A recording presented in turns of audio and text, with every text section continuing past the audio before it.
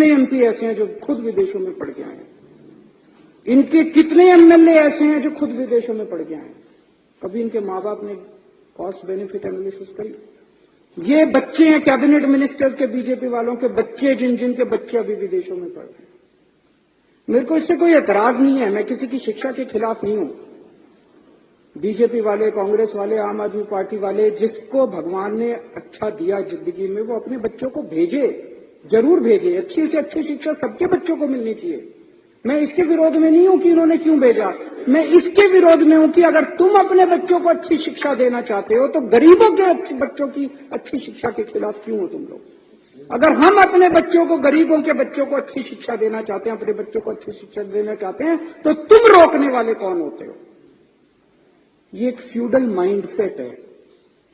ये कई सौ साल पुरानी जो हमारे देश में फ्यूडल माइंडसेट है ना, कि गरीबों को अच्छी शिक्षा, इस जात के लोगों को, उस जात के लोगों को अच्छी शिक्षा नहीं मिलनी चाहिए।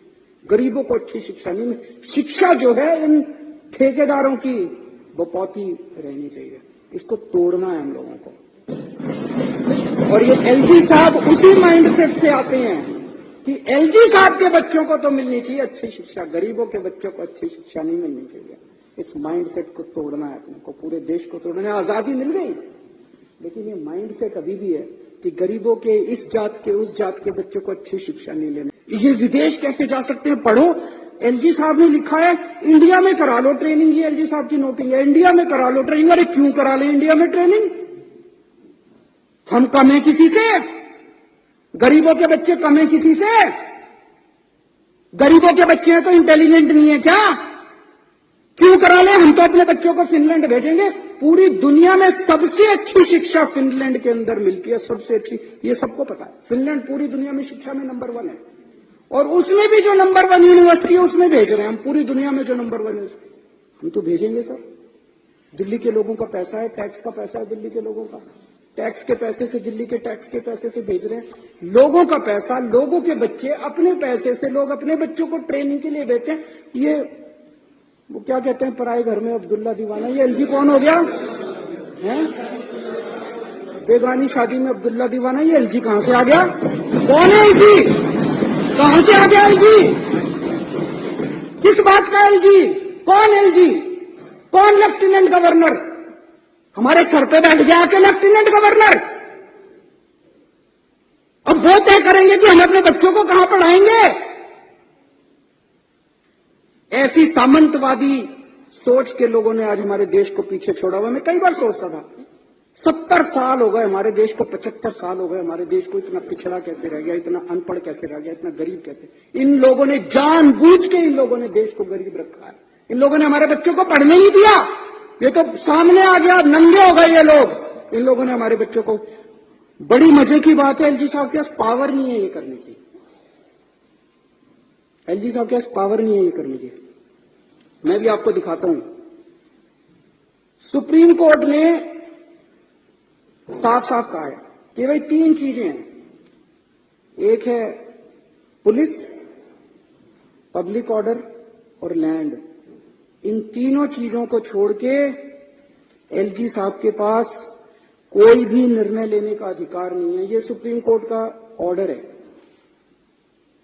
2018 4 जुलाई 2018 को ये ऑर्डर पास किया था सुप्रीम कोर्ट ने। सुप्रीम कोर्ट तो देश की सर्वोच्च अदालत है, वो तो सबको माननी पड़ती है ना। इसमें से मैं पढ़ के सुनाता हूं। इसमें लिखा हुआ है पैरा 284। अब तो सबको रट गया होगा पैरा, तो कल 3 दिन से मैं बोल रहा हूं। 284.17 पैरा। इसमें लिखा है the lieutenant governor has not been entrusted with any independent decision making power. इसकी हिंदी क्या हुई?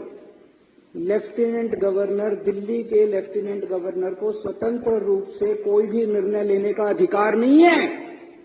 ये सुप्रीम कोर्ट कह रहा है। सुप्रीम कोर्ट को पता था एक बार लिखने से नहीं मानेगा एलजी।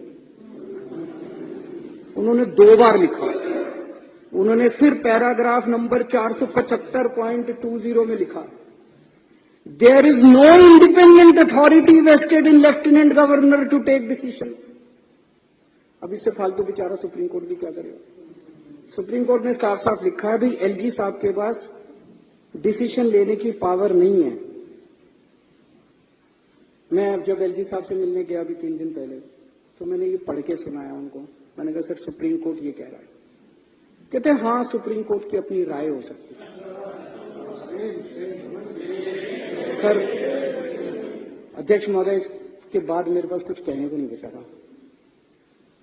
इतने बड़े संवैधानिक पोजीशन के ऊपर बैठा हुआ व्यक्ति अगर ये कहता है कि सुप्रीम कोर्ट का ऑर्डर सुप्रीम कोर्ट की राय हो सकती है, मैंने कहा सर आप जो ये कह रहे हैं ना, ये सुप्रीम कोर्ट का कंटेम्प्ट है।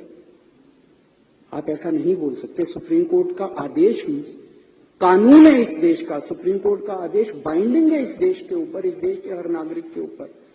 बोले नहीं, मैं बोले संविधान में लिखा है कि एलजी एडमिनिस्ट्रेटर है। एडमिनिस्ट्रेटर का मतलब शासक होता है, तो मेरे पास सुप्रीम पावर्स है, मैं कुछ भी कर सकता हूं।